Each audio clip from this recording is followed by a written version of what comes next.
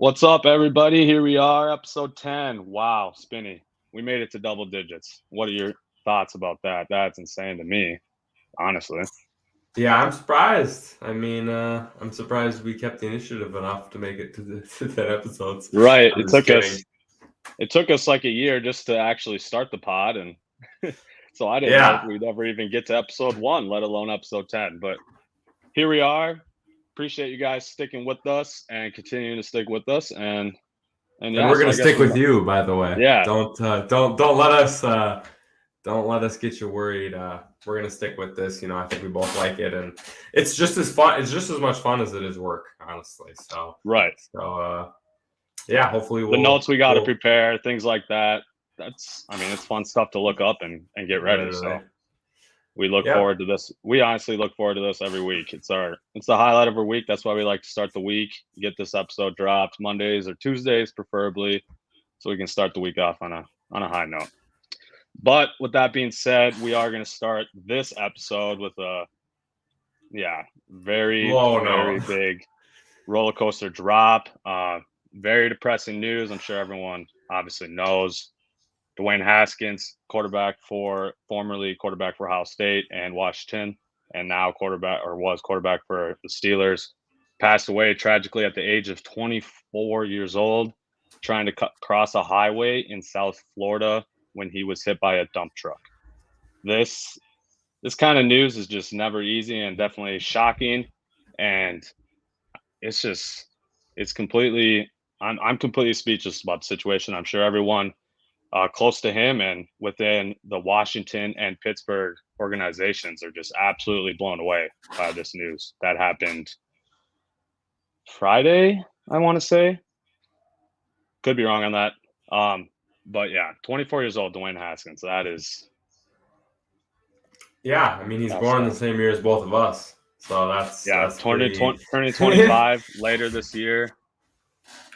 Yeah, so that was it's kind of a reality check to me a little bit. Like when you see an athlete um, die that's the same age as you, it kind of makes you tell everyone you love them a little more, which you probably should do anyway. So at least if a death of somebody you didn't know can mean something to you, that means the person was influential enough and a good enough person and did their job. So I think that's a big thing with Haskins that obviously there was that little drama with Schefter and how he phrased his tweet. His phrases tweet and then deleted it 20 minutes later just to tweet a Yeah, better worded tweet. For yeah, those that didn't see his tweet, he essentially began his news breaking tweet that Haskins passed away with saying his professional struggles, said that he struggled in the NFL which is like, you don't have to point that out. We're talking about a legit human being's life here.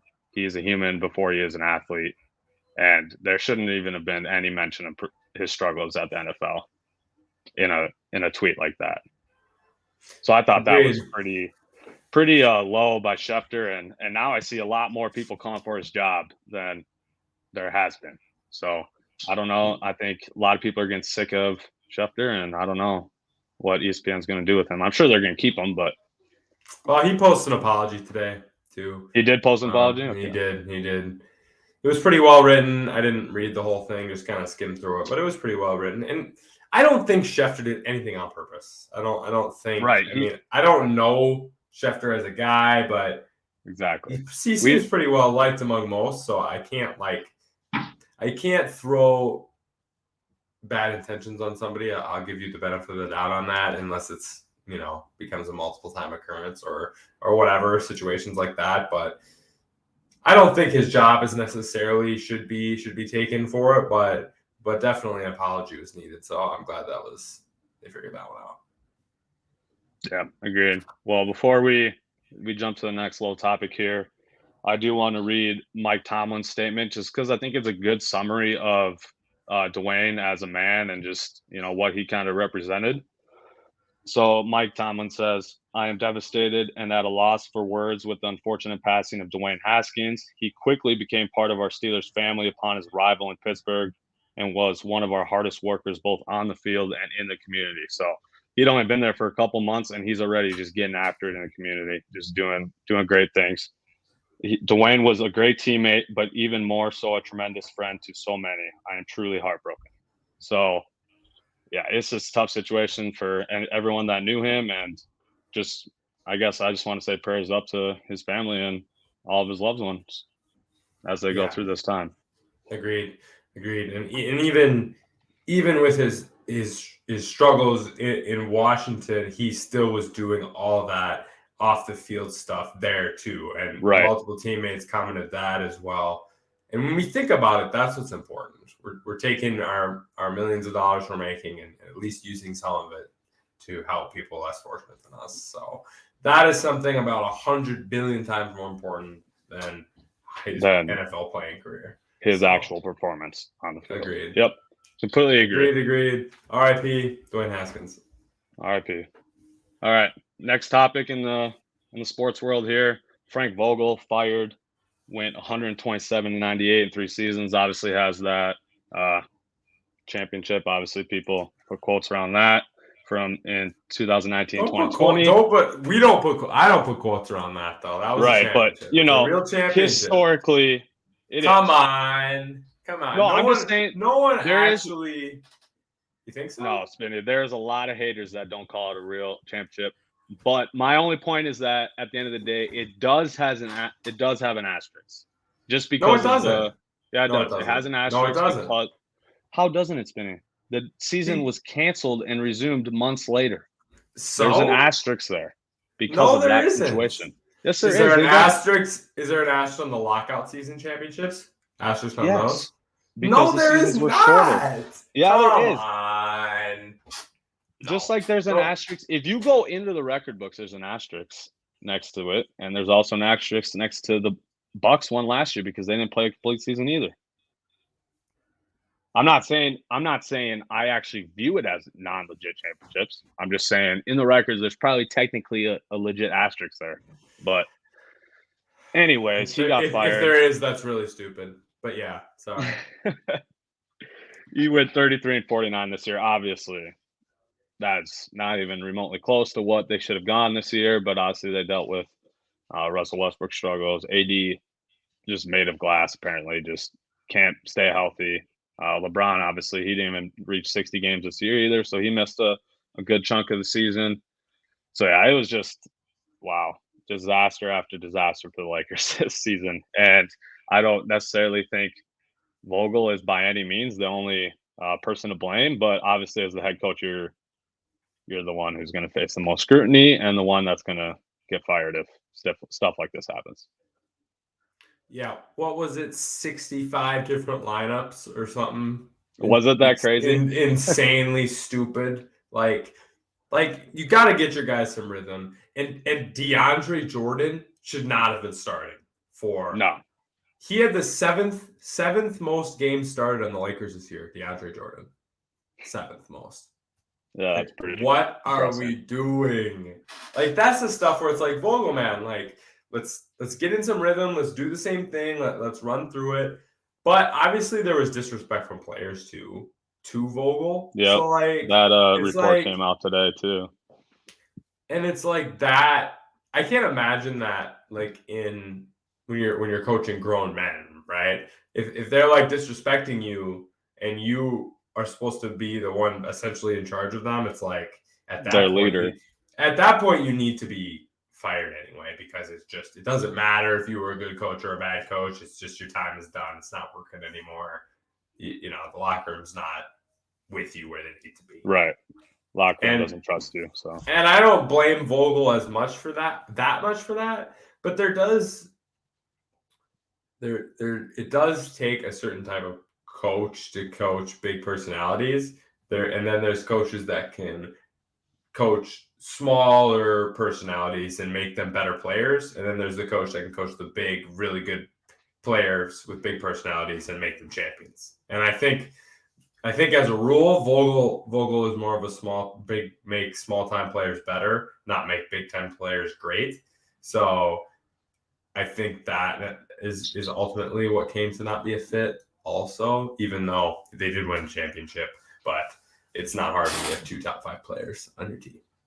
Right. Give and take. I did see now they're looking for Nick Nurse as a possible replacement. I saw that he's like the headline option. Does Nick Nurse want that? Is Nick Nurse going to want to go to the Lakers? I don't know. But at the same time, you know that the LA Lakers are like the premier destination. You know, you're in Los Angeles. It's a historic franchise. So, and if you can win with the Lakers, it means more. It does. It means a lot more. So, yeah, I don't know. I don't know if he wants to go there, but just the historic aspect of it, I'm sure that does help a little bit. And listen, if they can trade Russ for like Malcolm Brogdon and whatever else contracts, Buddy Hield, and like a couple guys like that from the Pacers who are going to be bad next year anyway, and they're just trying to save that money because Russ is an expiring contract. If they can make that happen, and AD can not be brittler than 10-day-old peanut brittle, then I think they have a chance to actually turn around and be good next season. If we can get 3-and-D shooters and AD can be AD from 3 years ago and not whatever the heck we saw in the 40 games he played this year. Because holy cow, he didn't score over 35, not once. Not one time. Yeah, that's not like AD whatsoever. What are we doing? Like what happened? What's going on? Like that's the thing I don't understand with AD is injuries are one thing, but when he's played way worse than 3 years ago. His mentality is different now. He's soft. He's not the same. He really isn't. Do you think he can be the same? I think he absolutely can be the same. I don't see why not. I mean, he's 28, 29 years old. That's the thing. He's in the middle. He's in the middle of his prime, and he's getting worse. Exactly. It's like, what are we doing? Right. I don't know. So I obviously assume he can turn it around, but based on this year, it was not good showing by AD this year. And let's be honest. What do you think about the? Go ahead. Right. Well, I was going to switch topics. So if you want to mention one more thing about that. No, that was okay. Good. Well, I was just going to say that what did you think about Frank Vogel not being told? He was told yesterday. Did you see that? He was told yesterday post game. Woj tweeted that he was fired during the Lakers game, and one of the reporters asked him post game interview. First question, what's the reason behind this? You know, basic questions like that. And Vogel's exact words, I wasn't told shit. So I don't know. That's pretty low on that. Just is another disaster move by the Lakers this year in my eyes That's been the last 11 years of the Lakers, though. That's classic. That's what I'm saying. This is management. This is just it's been piling on year after year for the Lakers. Stuff like this. I'm gonna steal this analogy that I heard today from Nick Wright on First Things First. Kind of a good one that I think relates a lot. If you take out the Lakers championship from last year, the last 11 years they've won 40% of their games. 40%. Like that's crazy bad. And they've had 6 coaches in those 11 years. It just reminds me a lot of like the Raiders from when we were kids. That's the analogy he made that I'm stealing that I thought fit. It was like the Raiders were always a team like drafting the fastest receiver, like pick 8, even if the receiver was crappy, like Darius Hayward Bay, and like we're just trying to make splashes, but our actual management is like awful, and we're just hiring guys and John Gruden scandal and every like just craziness going on. Like our whole lives, basically, especially when we were younger. And it's just like that's what the Lakers have been, other than 2020 when LeBron and AD just went dummy and got it done for them. But this Lakers management is awful. And I think that's mostly who's to blame for this crappy year is Rob Pelinka. Rob Pelinka and Anthony Davis. Why does he still have a job? Yeah, what? I don't get why Pelinka still has a job. That doesn't make any sense to me. No, Pelinka should be gone too. I mean, I get you got the AD deal done, but was the AD deal a good deal? They probably could have got AD for Kuzma instead of Ingram. Because especially given Maybe, at that time that it was at, it's like, can you imagine if they still had BI too? Sheesh. Yeah.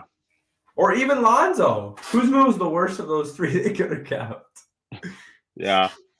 He definitely was. So that's tough, but yeah, I don't think Rock Lake should have a job either. But I do think the Russ, because of his expiring contract, could be moved, and they could do a quick turnaround if they can get some shooters and stuff for him. So it could be done, but definitely sketchy.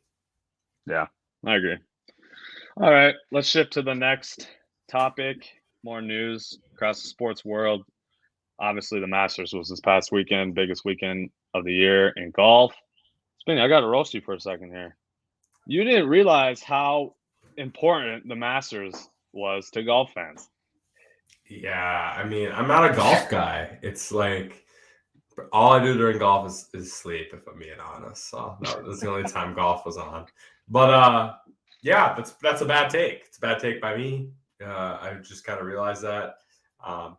Bus was at my house this weekend, and we had our 3 TVs set up, all Masters. So I'm trying to make up for my bad Masters takes. But yeah, I've really never even watched it, honestly, though, recently. So yeah, there it is.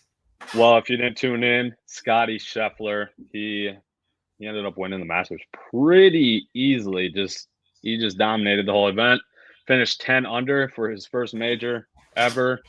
I did see a stat that he has 4 PGA Tour wins this year already, which is one of 4 golfers ever to have 4 wins by April. So I did 3 of his last 5 events are from dubs too. So yeah, so he is on a crazy roll right now. Yeah, his play backed up his number 1 ranking. Came into the Masters with number 1 ranking in the world, given his 3 PGA wins so far this year. And yeah, he backed that up. He cruised. Second place was Rory McIlroy, 7 under. So he won by 3 strokes, which in a major, let alone the Masters, is absolutely ridiculous. So shout out Scotty Scheffler for getting that done.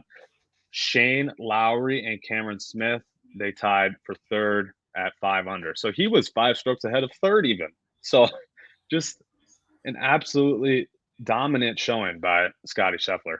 I did also want to mention Tiger plus 13. He did not. He started off hot. His first round was pretty good. He finished 1 under, and then his last 2 rounds, he was 6 over for both of those rounds and finished 13 over, which obviously is terrible. But he did make the cut. Still got some money. You know, that's obviously ultimately the golfer's goal is to at least make the cut because then they get money.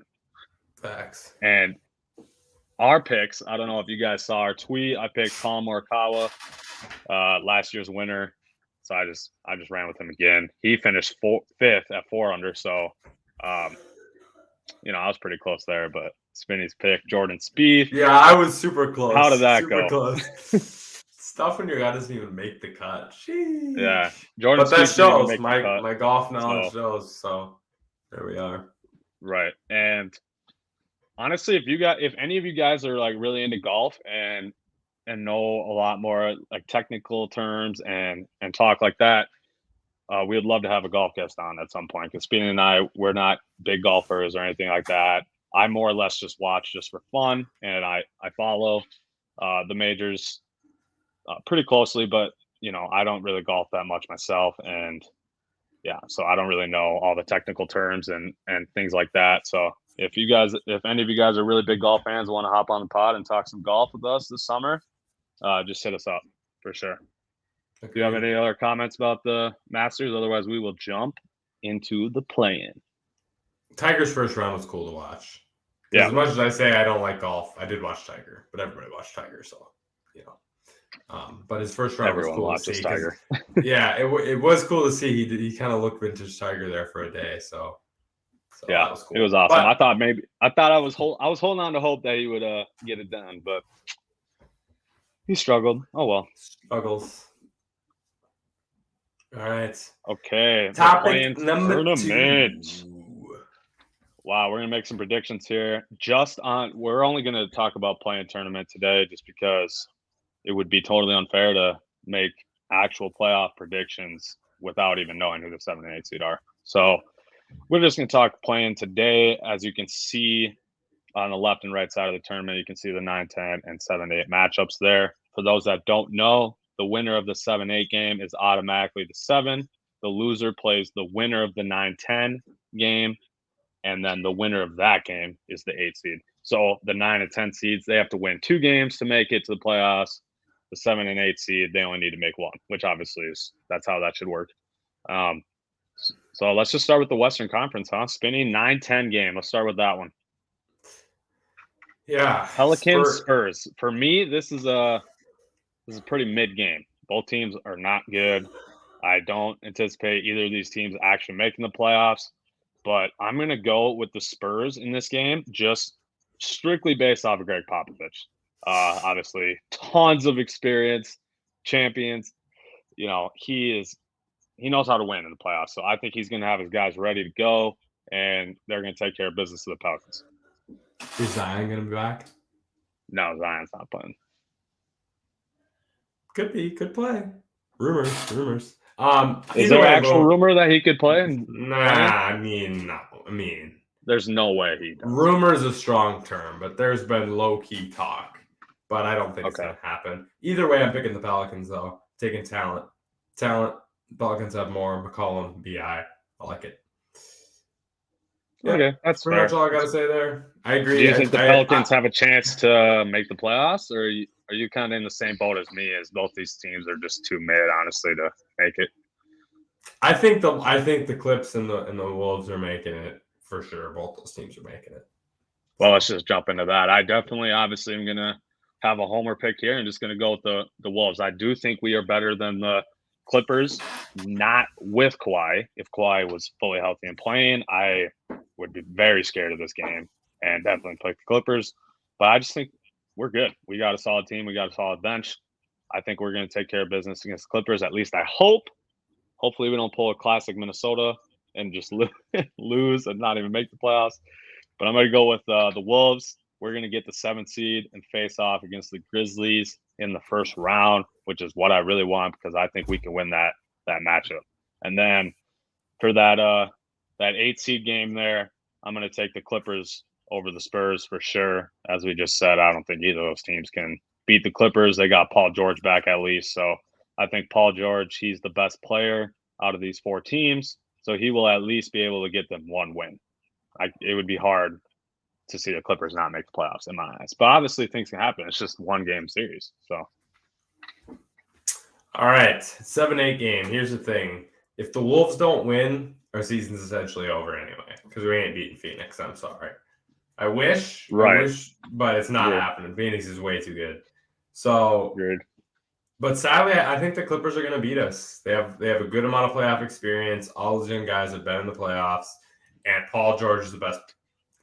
Paul George is the best playoff player. He's done the most in the playoffs. He had the most playoff experience. Paul George is a dog, and I just think he's going to have everybody ramped up, and he's going to take over, score like 38, and I think the Clips got it.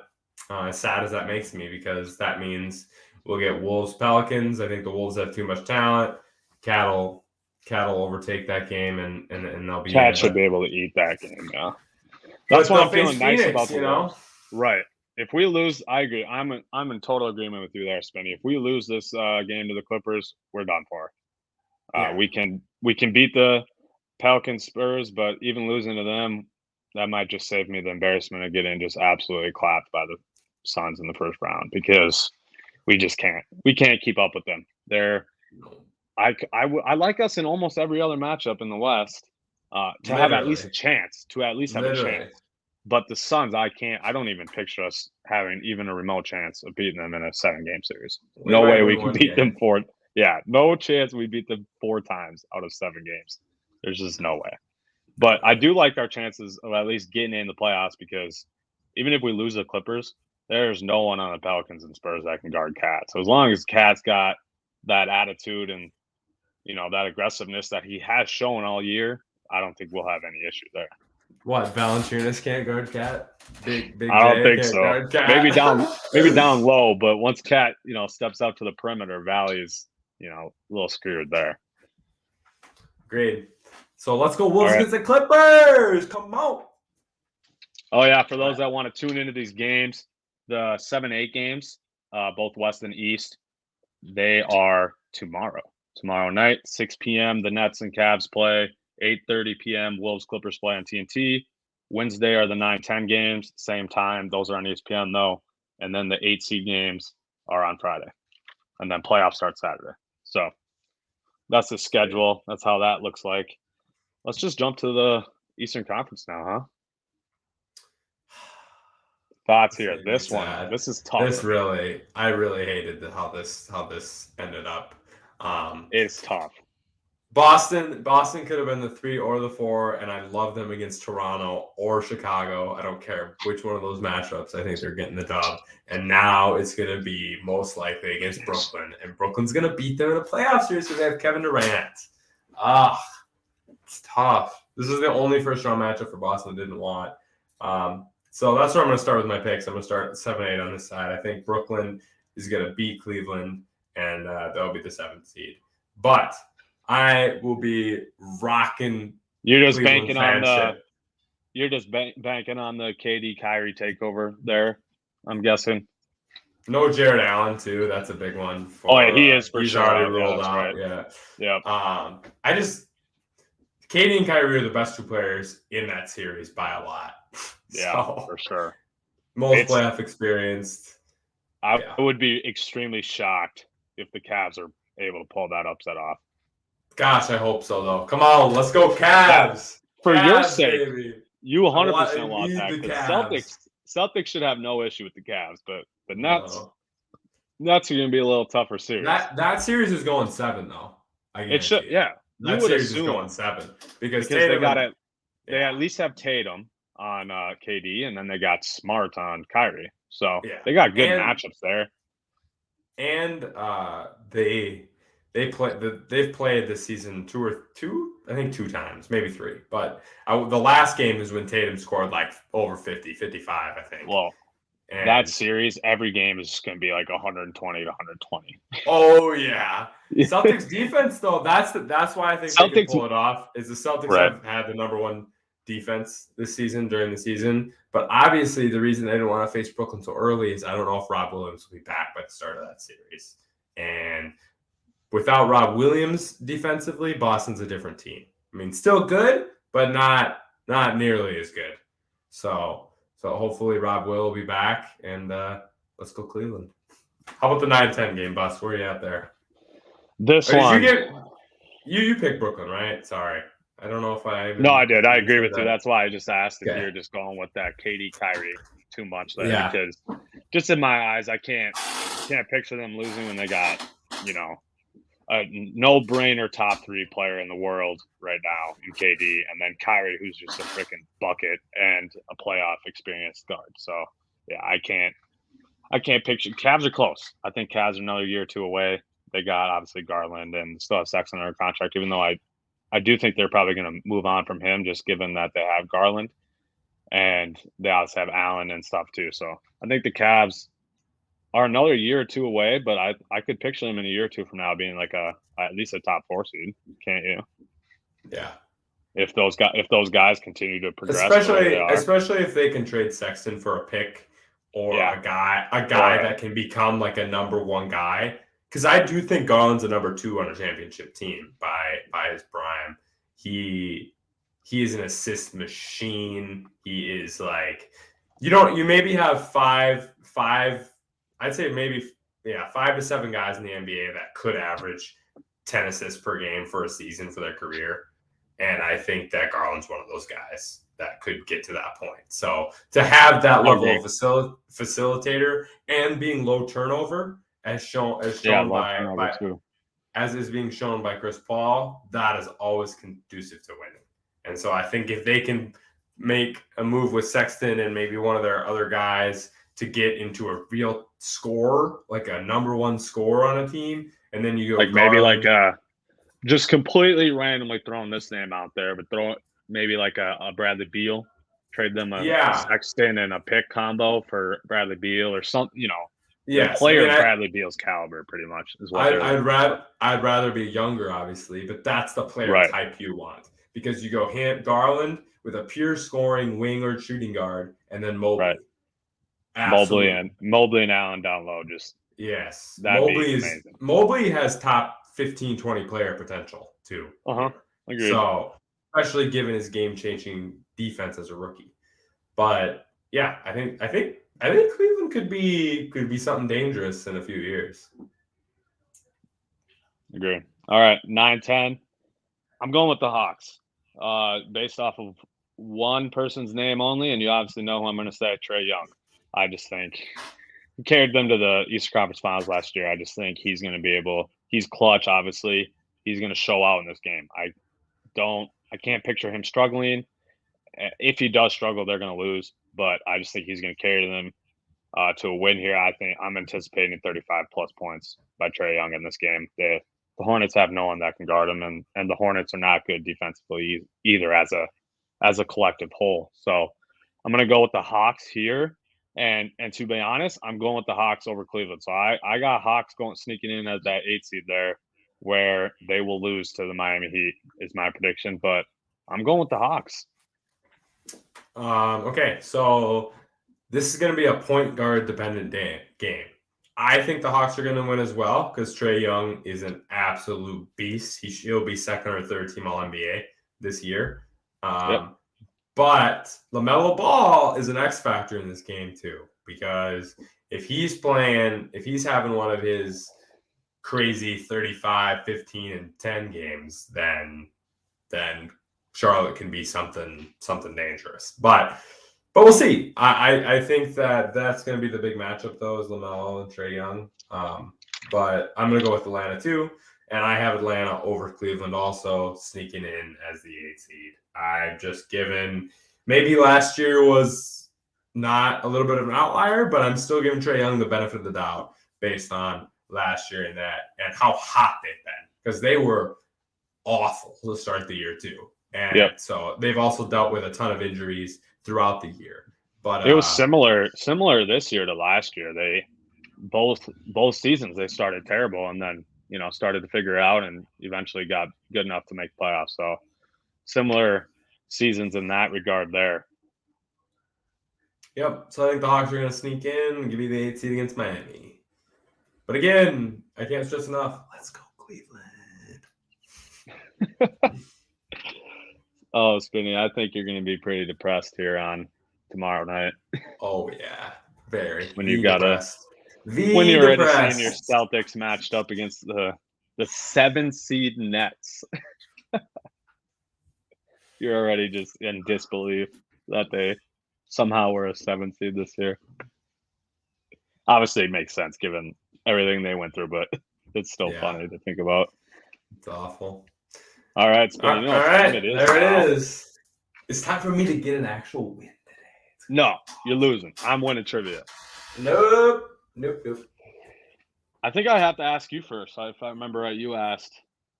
Obviously, we had a guest, Connor Forbrook, on last week, but I'll just ask you first. I'll start it off. Your bummy trivia can go first.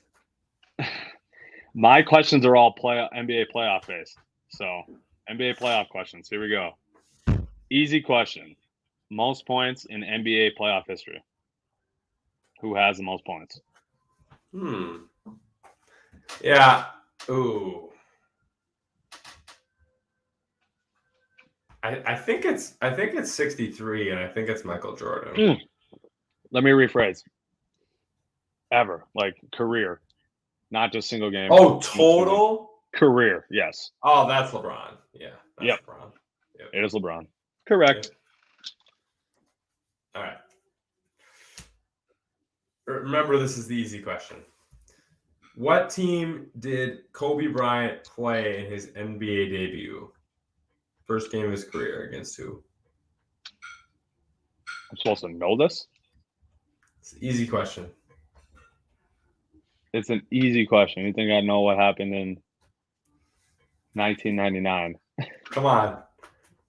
Just think about it. That's the easy question. Who did he play?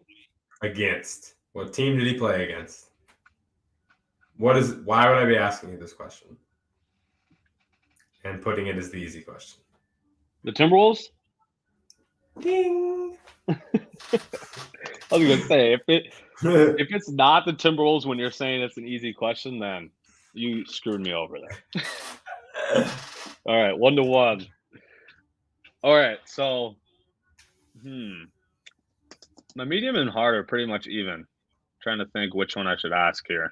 Mine kind of are too, honestly. So I'm gonna go. I'll go with this one. First NBA champion. What team was the first NBA champ? 1947 is the year. That is a hint I will give you. Minneapolis Lakers. That's what we're going with. Incorrect. Philadelphia Warriors won the first NBA championship in 1947. The Lakers won 2 years after that. That's when the Lakers started winning. Yep. That was a good guess. That's obvious. That's who I would have guessed too. So.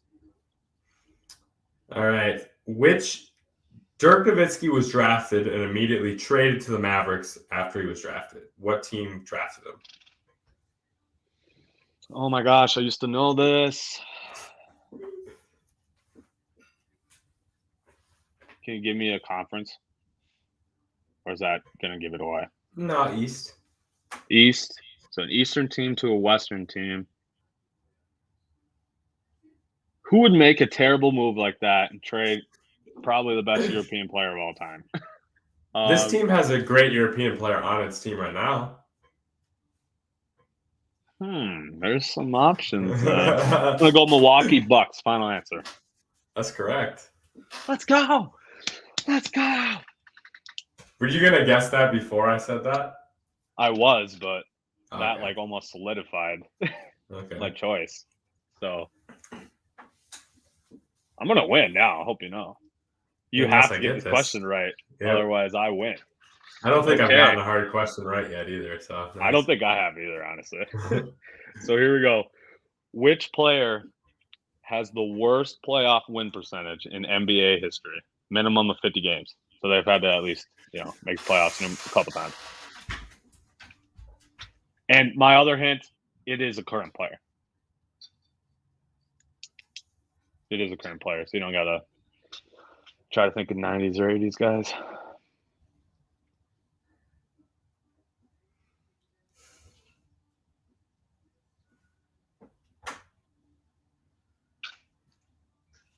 Does he play for the Lakers? No, he does not. Oh, that takes out like two of my guesses. 10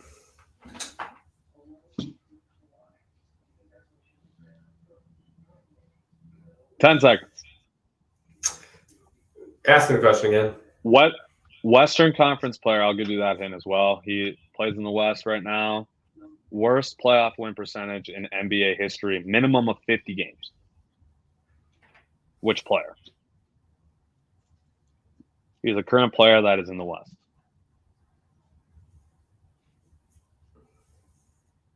I really don't think you're going to get this. I would not have guessed this player if you asked me this. Damian Lillard? Final answer? Yeah. Wow. You were close. Dang it. Is it CJ McCollum? CJ McCollum. Ah! Yep. CJ McCollum has the worst playoff win percentage in NBA history at a minimum of 50 games. Obviously, if you increase that, because he only played like 56, I think I saw. So if you increase that, it would be him. But yeah, you were close. Wow. Dang it. That's a Kears, a dub for me. That's an L for me. So I'm going to just rack up the points here. You're not getting this. Oh, yeah, I am. Who won the 1996 and 1998 AL MVPs? This player, obviously he didn't win the 97 one because that's the goated year, and Ken Griffey won that year. So 96 and 98. Not Ken Griffey. 96 and 98 AL MVP. 96.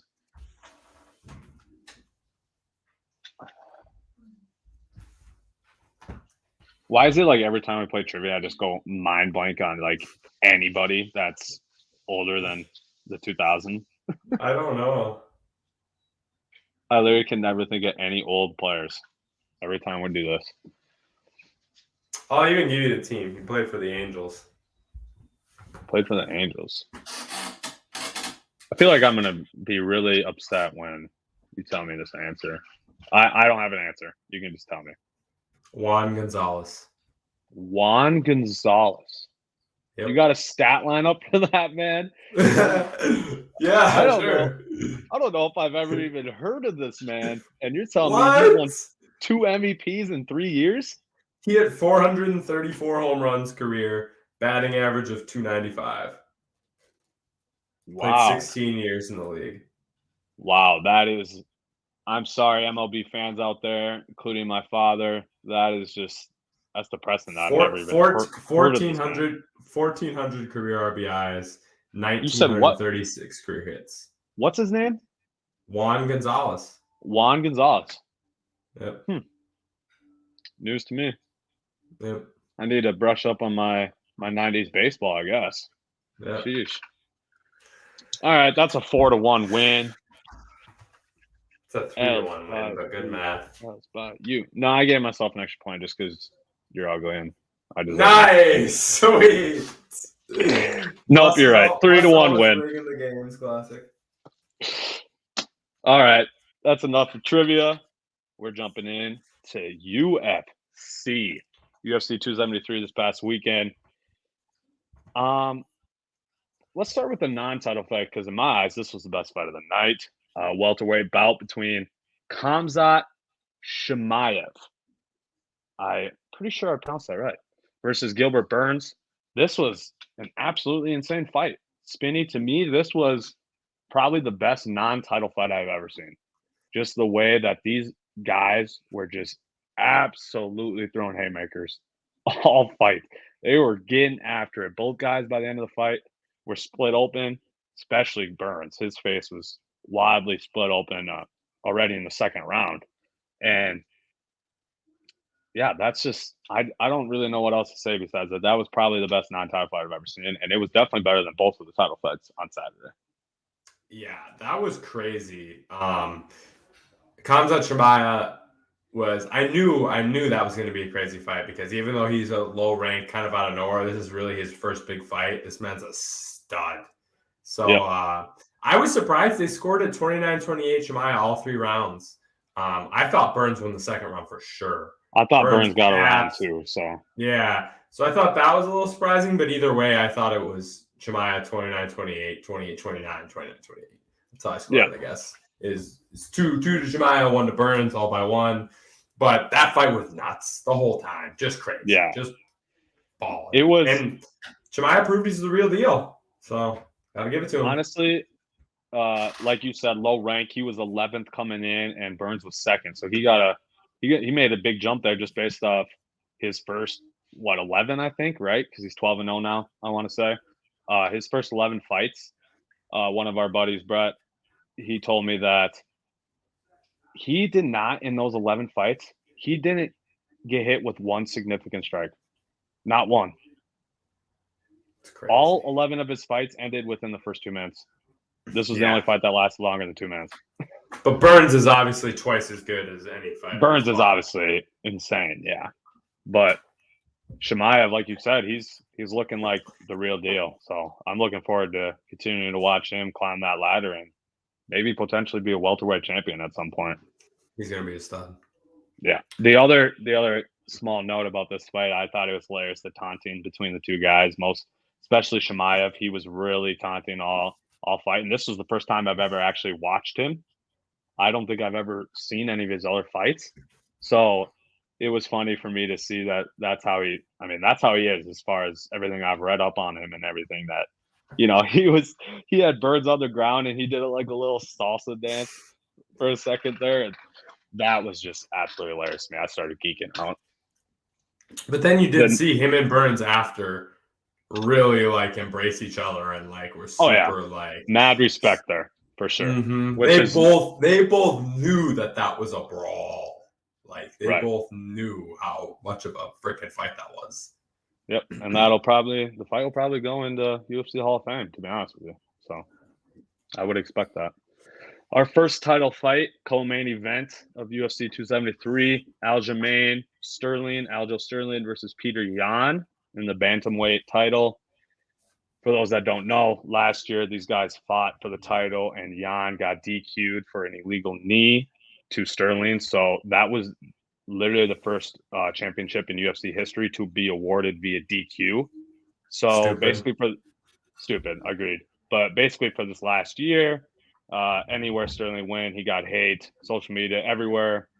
People were hating on him. He heard boos for the entire year because no one, really thought that he was the legit champion since he was awarded it via DQ, which again is pretty BS. But he took care of business this time. His back control was insane, especially for the second and third round.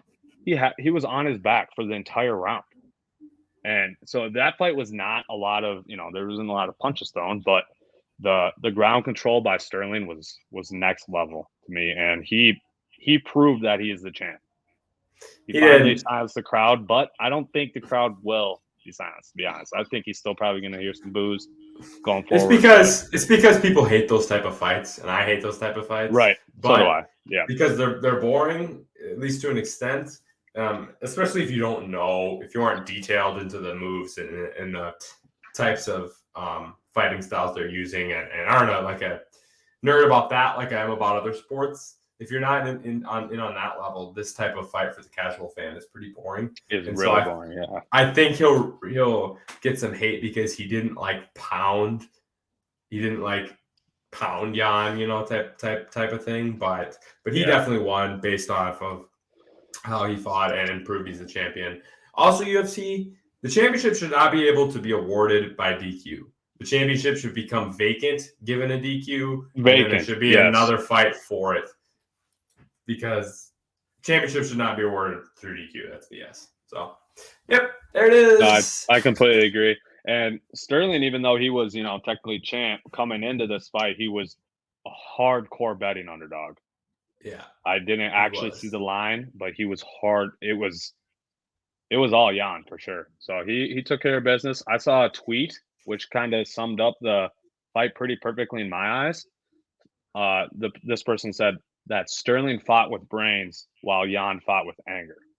So that's kind of what I thought. That summed it up pretty well. Yan was charging at him a lot, and he took advantage of that and always got him to the ground. So, which is funny because Yan never does that. He never fights like that ever. That's like the opposite of his fighting style, which is what some of the commentators said going in that they were worried about with Yan, is that he was so pissed that he wasn't going to fight like himself and it was going to be tough. And that's exactly what happened. So shout out to Sterling, and big L for Yan, but he'll be back. Peter Yan's amazing. He'll be back. So he'll be back. The other title fight, the other co-main event, Alexander Volkanovski versus the Korean Zombie. This was just this wasn't close. This fight was not close whatsoever. Is there anyone that can beat Volk? He is just absolutely dominated. For those that don't know, this is the featherweight division. He's just absolutely dominating anyone that comes in his path. Like, if you guys didn't watch this fight, I recommend going to watch at least highlights of it, because it seriously was not close. Volk just absolutely pummeled him the entire fight. Yeah, he won by TKO in the fourth round. Yep. So Korean Zombie had no business even starting that fourth round. A funny note is that did you notice that when the fourth round started, did you notice what Volk said to him? No. He literally, they did their high five to start the round or whatever. And then before they started getting after it, Volk looked at him. He's like, "Are you sure you want to go?" He literally said that. He's like, "Are you sure?" And the Korean Zombie's like, "Yep." And he's like, "All right, I guess." And then 30 seconds later, he got the TKO, technical knockout. So, yeah, I mean, honestly, the only person that I really thought could beat Volk was Max Holloway, and obviously that ain't happening. So 2-0 for Volk against him. So I don't know. There's gonna have to be somebody new, because you look through those top 8-10 guys in the And there's no one in the featherweight division, and there's literally no one. There's literally because Holloway's too. So Holloway, Holloway's too, Ortega, and Catter, Green yeah. Zombie, Chisek, Allen, Rodriguez, like all these guys. I don't think there's a single guy on that list that stands a chance against Volk. The way he has been fighting as of late, just unreal. And he's got every tool of a fighter too. He does. You know, he'll get it done in any way. It's not obviously in this fight he just beat the crap out of him essentially, but he can do it on the ground, submission wise, any way, you know. So he's a 5-tool fighter as they would call it. Correct. I guess before we jump to our next topic here, brief prediction. Let's see what you got. UFC 274, Charles Oliveira, Justin Gaethje. Who do you got? Well, if you pronounce his name right, then maybe I could give you my prediction. How did I say it wrong? It's Oliveira. Oliveira. Yeah, it's Oliveira. I swear I've heard people say it. Yeah, whatever. Anyways, Charles Oliveira is going to beat Justin Gaethje. Charles Oliveira is probably my favorite UFC fighter, so I'm a little biased. Favorite or second favorite. Izzy's up there too, but okay. But his ground, it'll be interesting to see Oliveira's submission strategies against Gaethje's wrestling ability. So that'll be tough to see who goes there. This is most likely ending in a decision, or a submission, because neither of these guys get knocked out by each other. What's your pick? Gaethje doesn't get knocked out. I'm going 4th round submission. I'm going split decision. Split decision. Oliveira, though. Yeah. We're in agreement there, at least. Yeah, so look out for that. That's in second weekend of March, or May, I mean. So that's coming up a couple weeks. That's about to be a boss fight. Justin Gaethje is a stud, though, still. Huge fight. So. Huge fight. Well, we are going to jump into now our fan topic of the week. Actually, we threw a poll on Twitter, and the NBA way too early mock draft was the winner. Don't worry for those that voted for other topics, especially like the top 5 batters topic. Yeah. I'm sure that one will for sure pop up soon here, given that we're coming into the MLB only part of the sports year here. So we'll have some dog days this summer for all that stuff. Right, exactly. So yeah, just be on the lookout for that. We'll throw all those other topics in episodes later. Obviously, like even the dynasty football, I think that one was second. That is obviously a topic that'll be on our episodes come like August or football season. So here is though the lottery odds. As you can see, you got the records there. Their percent to make a top 4 pick, and then the percent they have for the number 1 pick. I'm glad that this is like the new percentage. I think 2 years ago now is when they switched it. Because before it was not the top 3 had equal odds again the first pick. So I do like that. I do like that a lot. So this is as you can see, there's also 2 trades. So the Pelicans obviously had that Lakers pick from the AD trade, and then the Blazers have the Pelicans pick there from the CJ McCollum trade. And all these teams that have the asterisks next to them, so like the Spurs, Pelicans, Hawks, Hornets, obviously those teams are in the play-in, so they might not be in the lottery. So if any of those 4 teams were to actually make the actual playoffs, first round of playoffs, they would slide out of the lottery, and whoever they beat would slide in. But this is what we got for the lottery. I went on a site called, what is it called? Tankathon.com. That's like a pretty common site, I guess, for the lottery, which I never heard of it until this week. I went on there and they have a sim lottery feature. So that's how we came up with this order. And as you can see, based on our sim lottery, we had the Oklahoma City Thunder, who had a 12.5% chance of winning the first pick. They got the first pick, which is, definitely feasible. So we both are in agreement here. Chet Holmgren. Spinny, why did you pick Chet here? Because obviously the number 1 through 3 obviously can go anyway here. It's going to come down to team need, because I think it's pretty obvious that Jabari Smith, Chet, and Paulo are the top 3. I think the Pistons here are taking Jabari. I think the Rockets might be taking Jabari. I just think the Thunder, given culture, reputation, everything they got going there, want the upside of Chet because they've got 74 kabillion picks in the Right, exactly. next years to get stars. I think just the upside ability of Chet is why I think the Thunder will pick him given their future outlook. But Chet would not have been my number one pick necessarily, depending on who has it. Right. So as I said a little bit ago, this is obviously a way too early mock draft. So I mean, we literally had to create a random order here. So we'll obviously give you a more concrete mock draft following the actual NBA lottery at the end of May, so we can give you a better take here. But I picked Chet for the exact same reasons you said. I just think they're going to go with that potential. So if the Thunder land with the number one pick, I think they'll go with Chet. For those that don't know, he averaged 14, 10, 3.7 blocks. Insane. And he also shot 39% from three, and he's 7 feet tall. So tons of potential there. Obviously, he needs to add weight. That's his main issue at this point. So it's going to be a toss up. It's definitely, these picks are definitely going to come down to team need and what is the actual order for sure. Next, we have the Magic.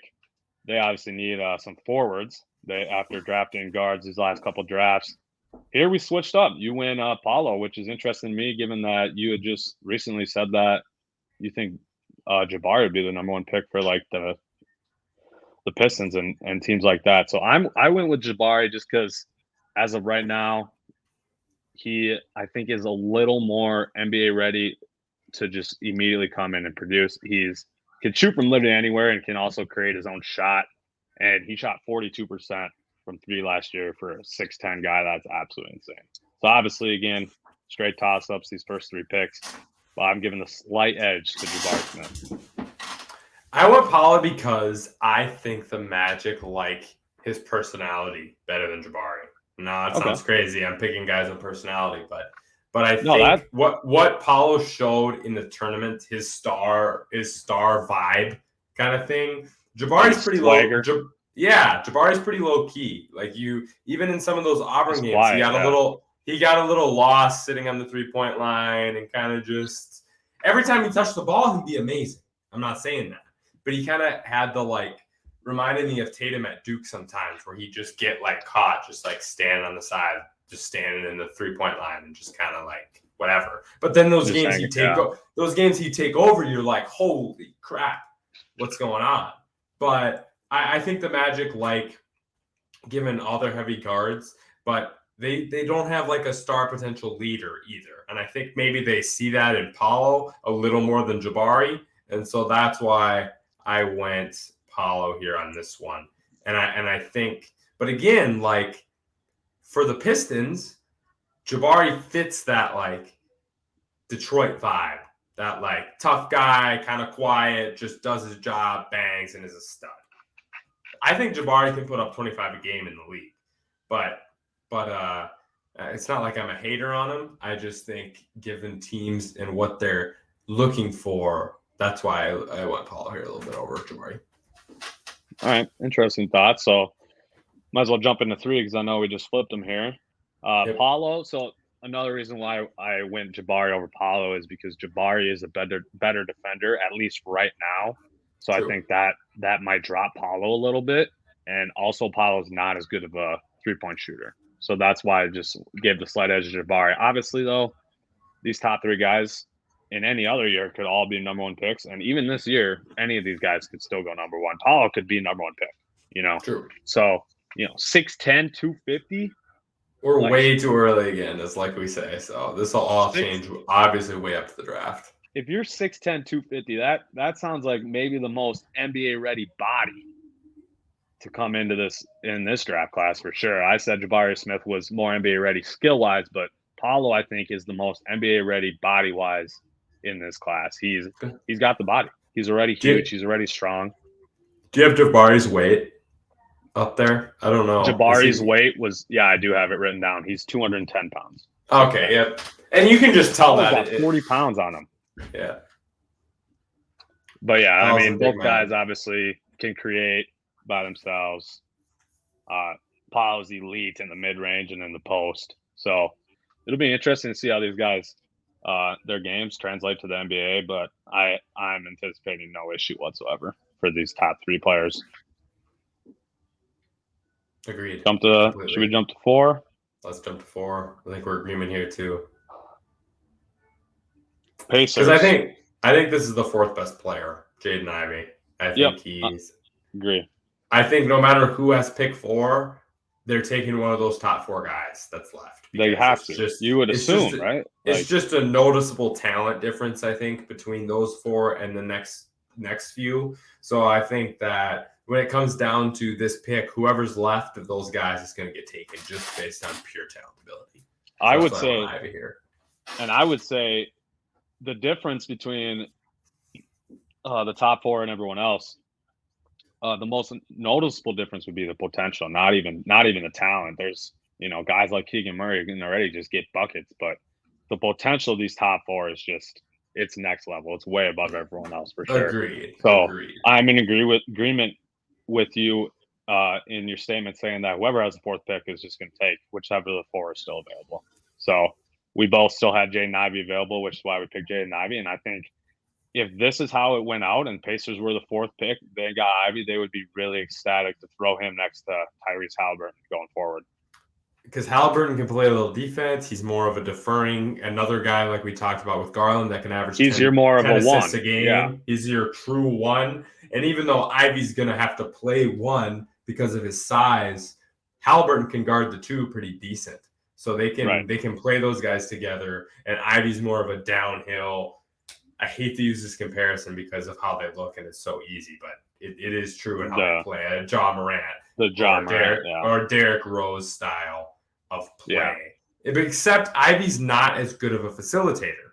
He's still decent, but he's not on those level of those guys, which is why I think if you pair him with Halliburton, he could become more of a scorer, less of a facilitator, and it'd work in there. Yeah, because then his first couple years in the NBA, he's not that guy that has to come in and not only score, but also facilitate for everyone else. So that's going to take a load off his shoulder, and he can let Tyrese do that, who has already been proven as an elite facilitator. So this would be an amazing fit for Jaden Ivey in my eyes. Agreed. 5th pick. Here's where we got the Pistons. Also, slight disagreement here. I'm pretty sure I had AJ going 6th. I went with Keegan Murray just because he is a bucket. He's 6'8", 225. Just big time scorer. He averaged 23.5 points last year, which is definitely top 5 in college. Mid competition. And also 9 rebounds and 2 blocks a game. Scoring that much and still shot 40% from 3. So just elite bucket getter. Obviously questions on, not the most athletic guy and not the best defender out there, but for the 5th pick, when all those other guys are off the board already, I think you're just going to go best scorer, best immediate impact guy. Okay, shout out Freezing Cold Takes Exposed right here. I don't think Keegan Murray is going to be good in the NBA, and I think that's honestly a fair. I feel like that's a fair take, but I think he has non-athletic bust kind of feel to me, but so that's why I have him dropping a little bit on the list. I think NBA teams are going to see that, and I think he could drop a little bit, but he could also be good, like you said. He can get a bucket. So if he can overcome his athletic ability flaws, then I think he could potentially be good. But in the NBA, if you're not at a certain athletic level, then I don't know if you can be a top 5 pick. But we'll see. We'll see who's right. AJ Griffin, I should probably talk about him. I think the scoring ability and the shooting ability on the outside for the Pistons is good. You can put him next to Cade Cunningham and have a nice little lady backcourt duo there as far as passing, facilitating, scoring anywhere from Cade, and then the off-the-dribble shooting and stuff that Griffin can do that really could add the scoring that the Pistons need. 6th pick, like I said, this is where I got AJ going. Just an elite shooter, shot 45% from 3, just insane numbers, and obviously very high IQ and high motor guy, great defender. So great prospect in my eyes, and I think his game will translate really well to the NBA. and this fits a position need for the Blazers. I can see him slotting in. Maybe they start Lillard, Simons, and Griffin. So I could see that. I think that'd be a realistic starting five, or at least a 1 through 3 there. So this is where I had Griffin going. Yeah, I think that's good. I got Benedict going here. I think that the Blazers want athletic wings, and that's pretty much what you got here. It's what they've lacked a lot with their good teams, is having any type of athletic wing ability. So I think they are trying to shoot for that here. Yep, agree with that take. Pelicans from the Lakers here. A couple of different needs, obviously point guard, and then more of your big. Are they moving on from Zion this offseason? I think yes. You can see from my take, I think yes too.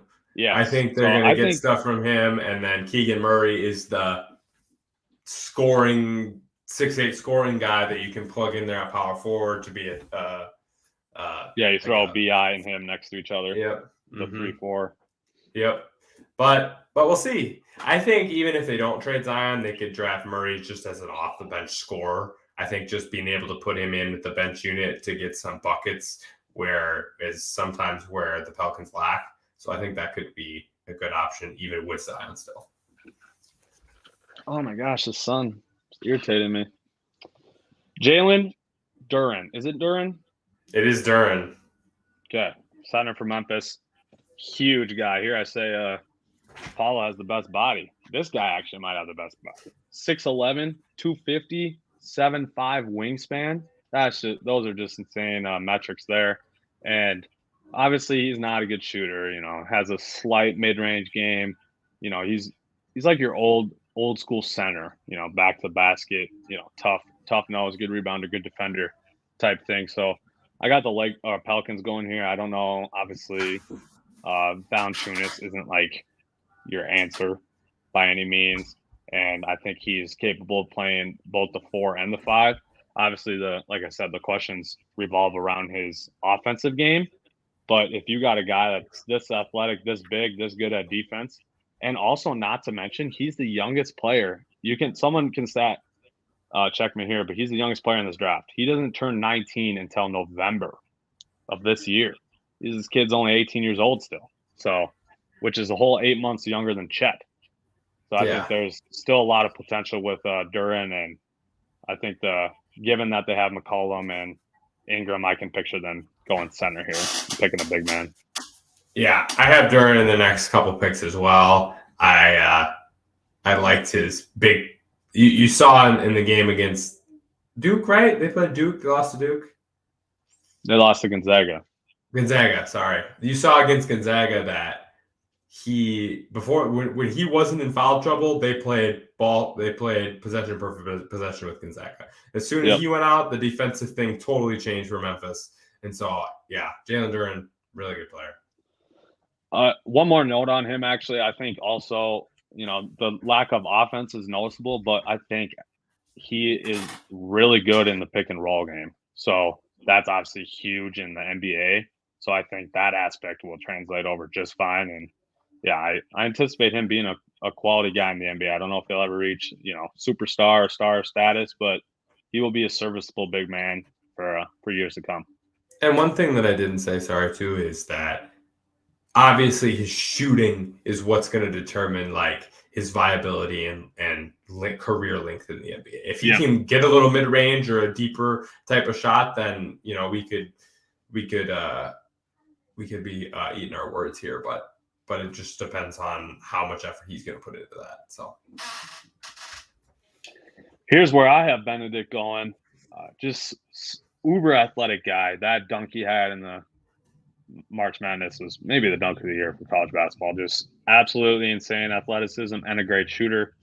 So he's 6'6", 210, shot 36% on threes, which is a little lower than some of these other guys, but he shot 6 attempts a game, which was the highest out of all these guys. So upper 30 percentage-wise for that many attempts a game, that's a good shooter.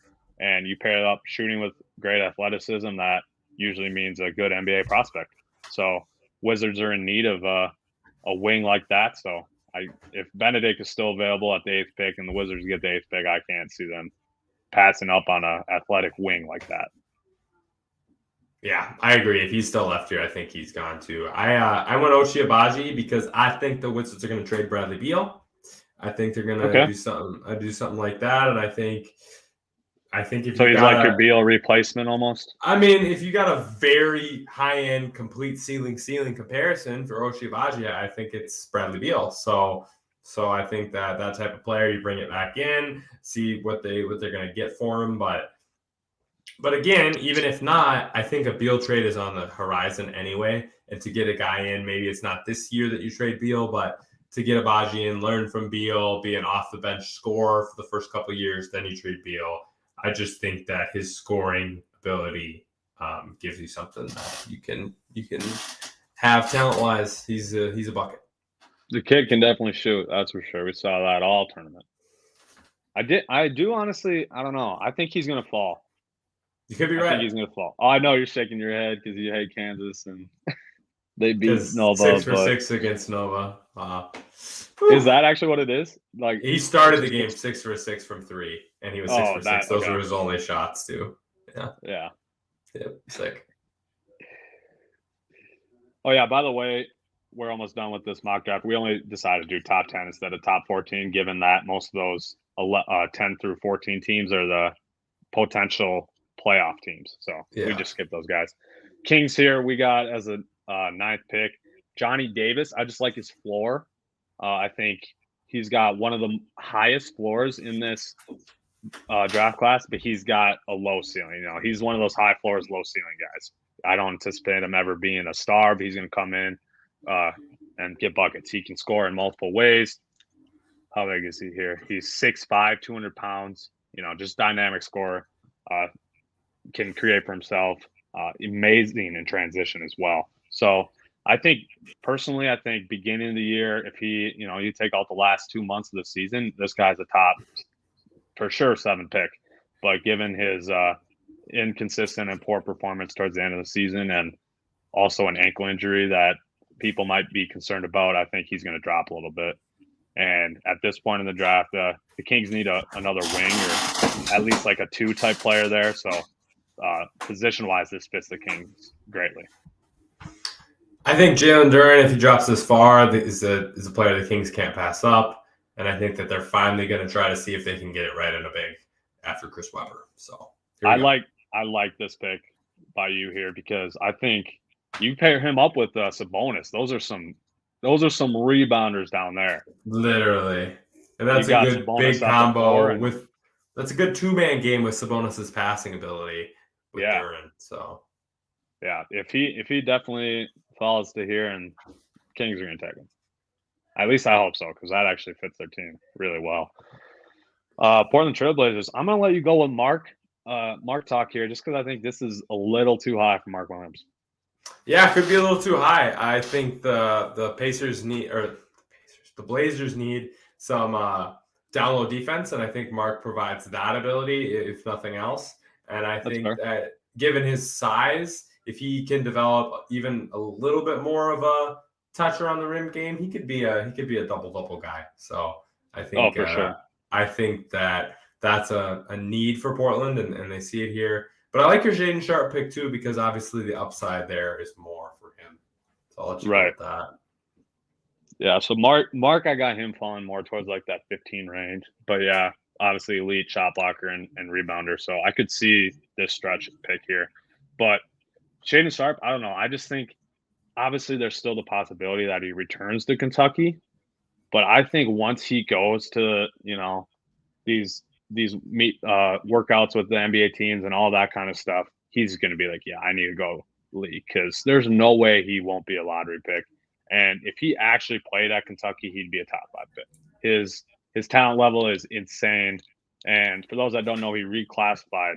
That's why he didn't play at Kentucky last year. Like, so he's a super young kid too. So elite talent, explosive athlete, and he has that ability to take over games. So obviously you're thinking next level player, NBA, they have to have that ability. If they're going to be like elite, they have to have that takeover ability. So if he falls to here, which he very well could, given that he did not play at Kentucky, the Blazers, they got to jump on this. This is if he falls to here, you're getting a guy that is a lock for a top 5 pick in other drafts at 10. This is a no-brainer pick. Agreed. But again, this is all banking on him actually going to the draft. Agreed. Which again, I think he will, but you never know. Agreed. There it is. Top 10. That's way too early. Way too early NBA mock draft. I wonder how close our fake lottery will actually be. That'd be hilarious. It's just perfect. We just literally right on. we the aliens, you know, the ones that control it, the simulation. They gave us the lead on this one, so that's why we got yet another thing that would confirm that it's a simulation. Facts. The Duke UNC thing was enough the way it was. Yeah. All right. Here we are. We're to the end of the episode. We're going to do Q&A briefly, and then we'll get you guys on the way. All right. Spinny, we're going with this question that we received a long time ago, and I know we've had talks about this, and we also did briefly mention it when we did our top 10 NBA players weeks ago, but Kobe or Tim Duncan, who is the better player? Our buddy Aaron Boisman asks. That is tough. That's almost as tough as a Jordan LeBron debate.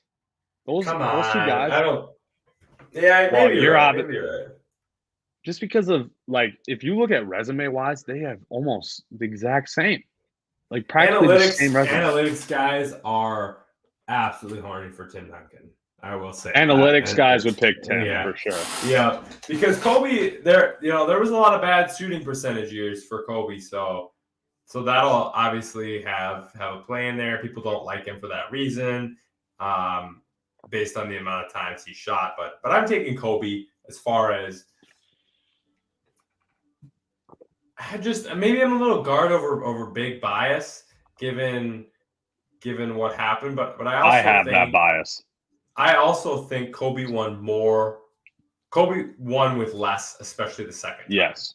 Powell, I think his Powell Bynum teams that he beat Boston's big three with, I think that winning there, those two teams, if you put all the championship Lakers Spurs championship teams, you put them all together, all 10 of them between Duncan and Kobe, I think those two Lakers teams are the bottom two.